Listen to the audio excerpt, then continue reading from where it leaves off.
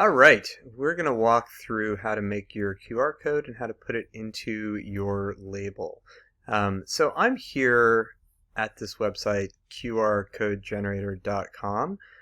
You can get to that actually via the handout. In that 2026 label template folder, there is a handout, PH494 handout, making a QR code, which one guess on what it does, it tells you how to make a QR code.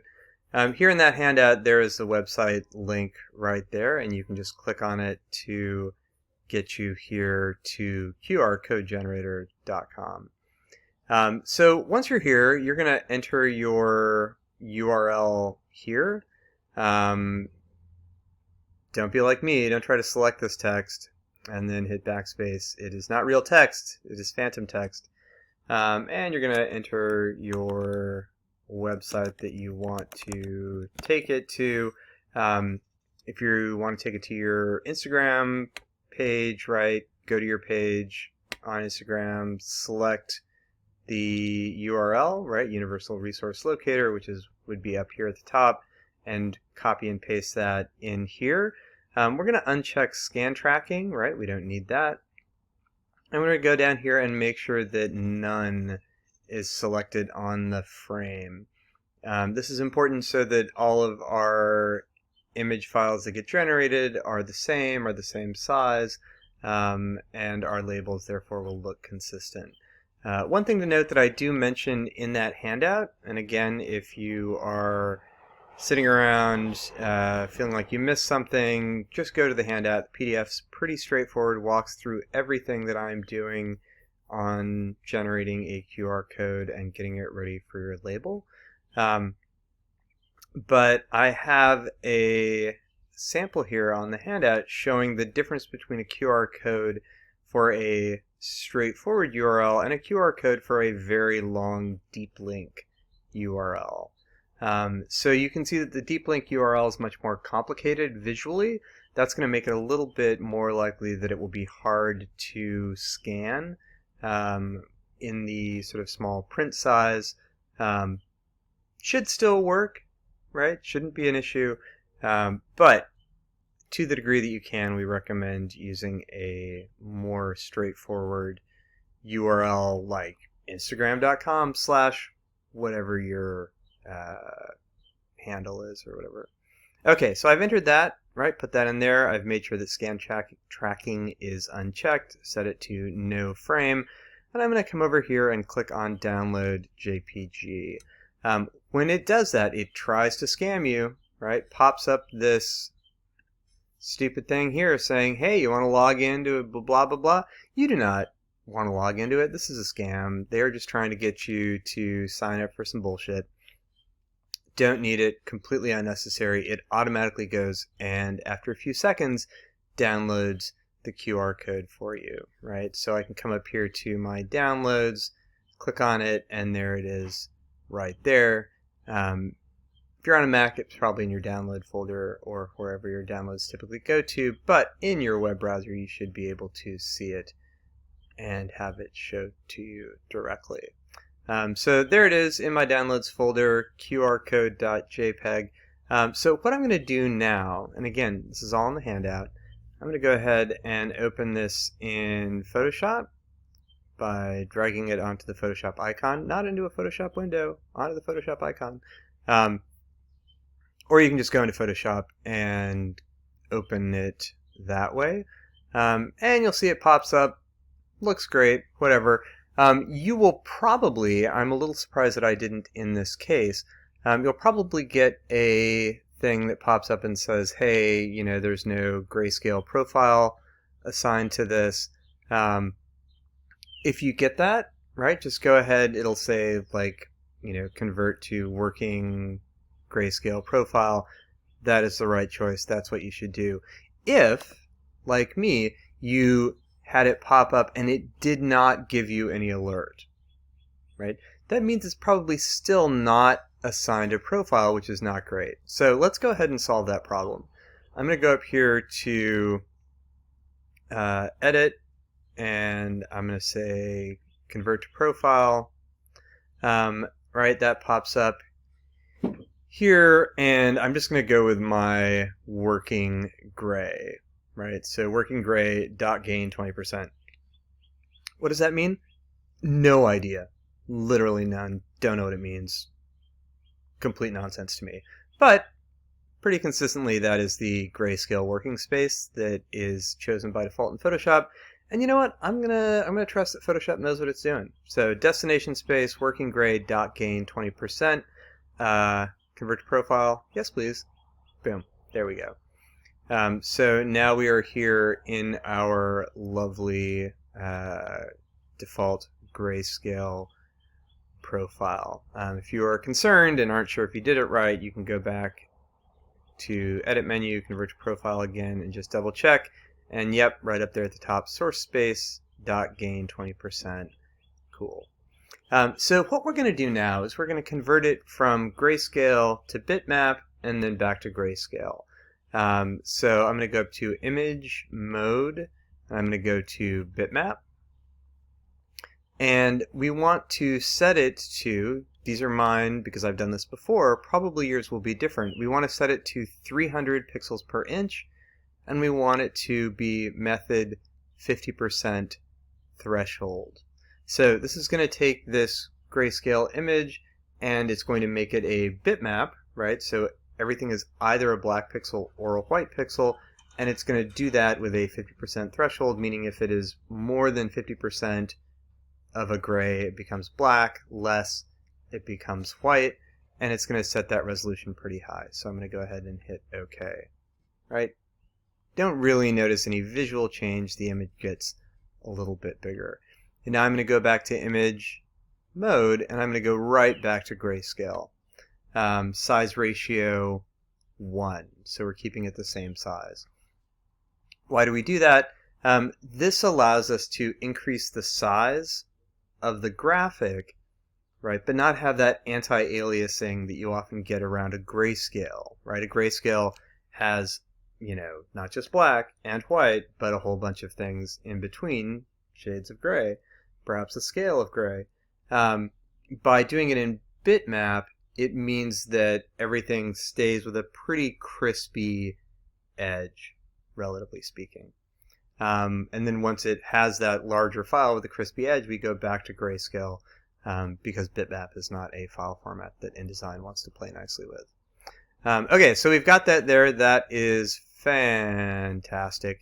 I'm going to go ahead and save it. So I'm just going to Command S, JPEG, that's fine. Options, I'm going to go to quality 12, hit OK. Beautiful. You can also do a save as, right? That is maybe a little bit easier. And you can then save it directly to the links folder in your label template, right? You can give it the name that you want. I just did a save so that I can walk through putting it in the right place, and you can see where that is a little bit more clearly. So this is saved. I'm going to go ahead and close out of this.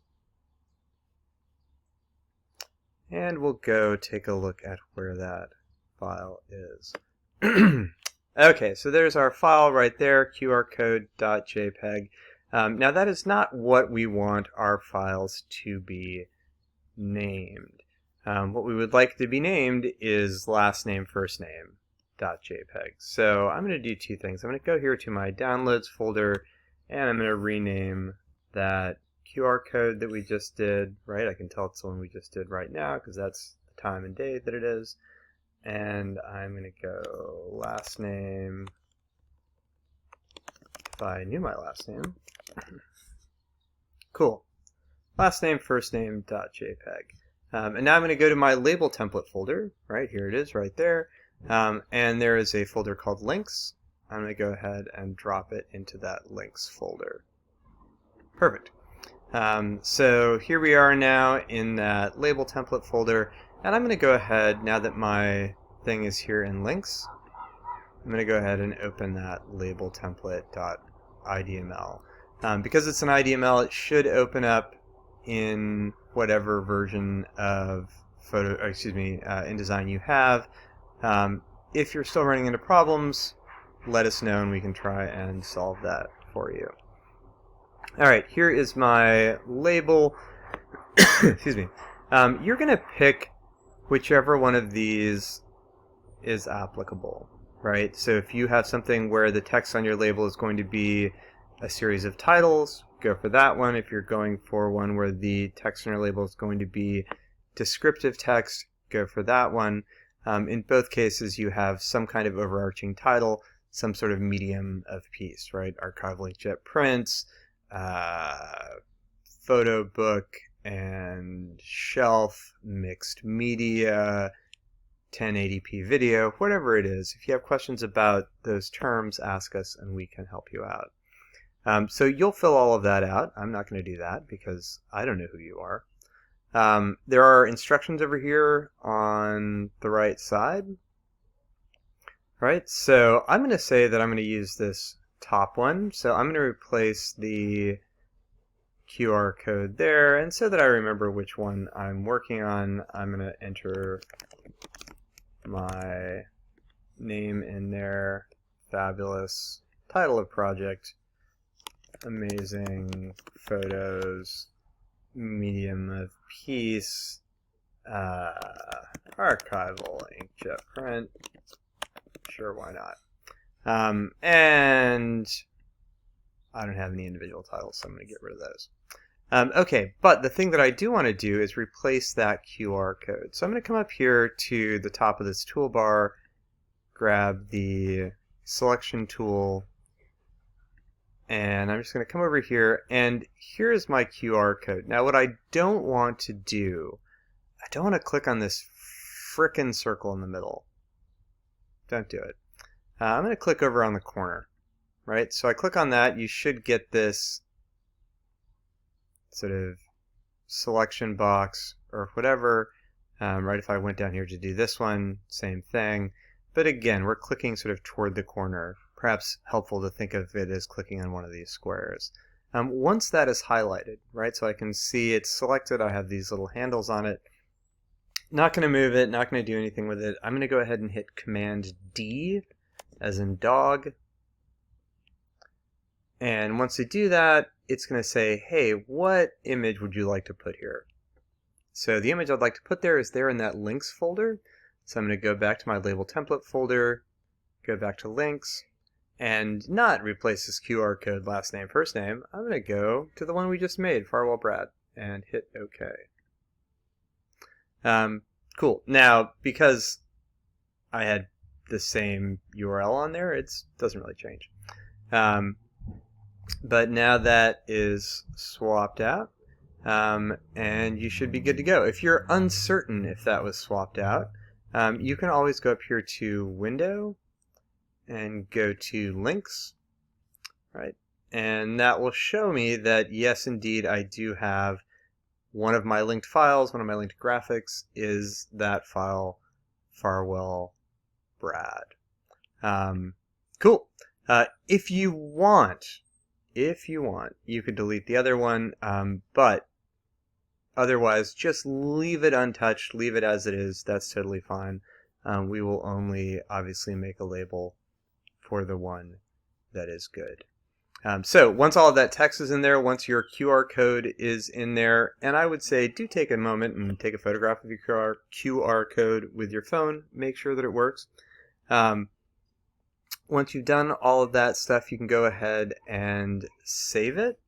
So I'm going to Command S to save this InDesign file, and I'm going to save it in that same label template folder, right here. Beautiful place for it to be. And I'm going to call it whatever my text says right here. What does it say? It says last name _ first name dot InDesign. So Farwell Zabrad dot InDesign. And I'm going to go ahead and hit OK. Cool. So that should do it. I can go ahead and close out this window.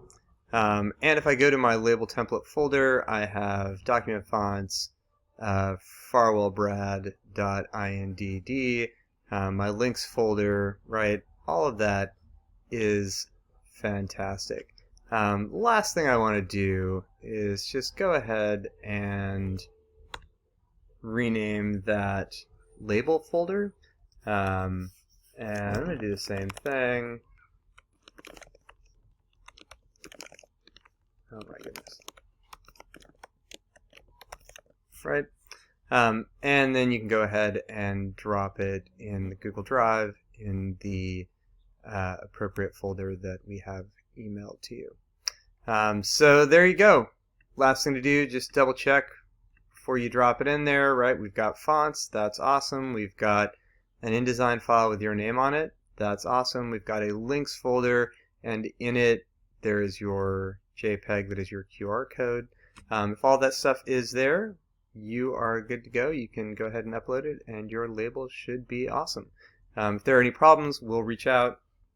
So don't delete this off your computer, but I think it should be good to go.